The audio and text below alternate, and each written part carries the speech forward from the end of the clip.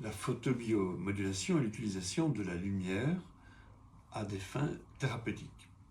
Ce n'est pas nouveau. En 1903, le docteur Finsen, médecin danois, a été récompensé du prix Nobel de médecine pour ses travaux, ses soins sur les patients tuberculeux avec de la lumière artificielle.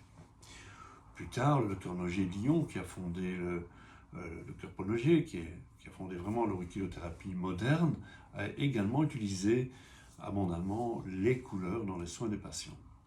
Autre nom connu de la médecine, le professeur Pierre Magnin, très connu pour avoir notamment mis au point la mesure des gaz artériels du sang, eh bien, s'est intéressé à la lumière et a mis au point cette notion, ce concept de médecine photonique. Car en fait, la photobiomodulation, c'est la médecine du photon, c'est l'utilisation du photon pour agir au niveau de nos cellules. Et le photon a fait parler beaucoup de lui et continue puisqu'il a cette double casquette, si on peut dire, de pouvoir se comporter à la fois comme une onde ou comme une particule. Donc on peut assimiler le photon à un grain, un paquet d'énergie. Et bon, les panneaux photovoltaïques montrent à quel point la lumière peut produire de l'énergie. Mais en médecine, c'est connu notamment pour le traitement de l'ictère du nourrisson. On sait aussi par exemple que la lumière bleue a une action bactéricide. Aujourd'hui, les appareils, les dispositifs peuvent être composés de différents types de diodes. Vous avez des LED, vous avez des lasers, etc. Mais c'est surtout le rouge et l'infrarouge qui sont retenus. Une physicienne russe, en 1999, si je ne me trompe, a mis au point, mis en évidence que notamment la lumière rouge, les infrarouges, pouvaient stimuler remarquablement la production d'énergie par des organites cellulaires qu'on appelle les mitochondries. Et ça accentue, ça augmente considérablement la production d'ATP, l'adénosine triphosphate, qui est une molécule très riche en énergie qui va distribuer à différents endroits de l'organisme. Aujourd'hui, la photobiomodulation est très utilisée, notamment à l'Institut Gustave Roussy de Paris, Villejuif, plus exactement, qui est le grand hôpital de cancérologie. Il est même, je pense, classé 4e ou 5e au niveau mondial.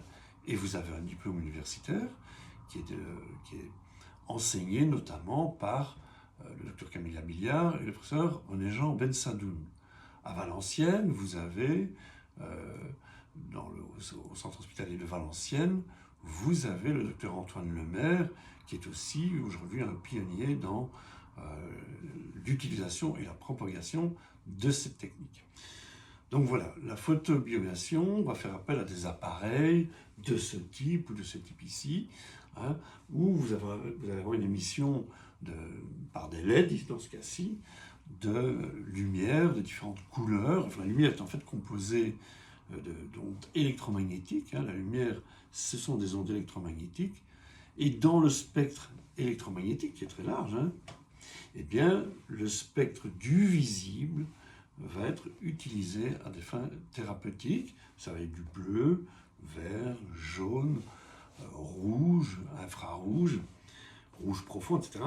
Donc on va utiliser différentes longueurs d'onde et la complexité à ce niveau-là est quand même grande puisque il faut choisir la puissance, il faut choisir la longueur d'onde, les fréquences d'impulsion, etc.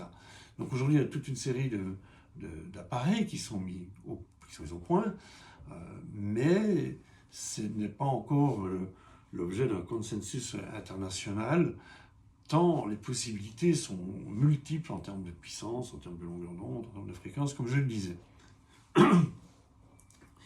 Mais ce qu'on peut vraiment retenir, c'est que le rouge et l'infrarouge sont aujourd'hui les plus utilisés. Ce qui ne veut pas dire que les autres couleurs sont sans intérêt, bien loin de là. Donc on ne va pas entrer dans les détails, mais simplement il faut dire que la photobiomodulation aujourd'hui est une approche thérapeutique de plus en plus utilisée, non seulement dans les soins de support en cancérologie, mais dans les centres de la douleur, en neurologie, en rhumatologie, en médecine du sport, Et ce que j'ai observé personnellement dans ma pratique, c'est que ces séances, au bout de 4-5 séances, c'est quasi systématique, les patients disent retrouver un meilleur état général, physique et moral.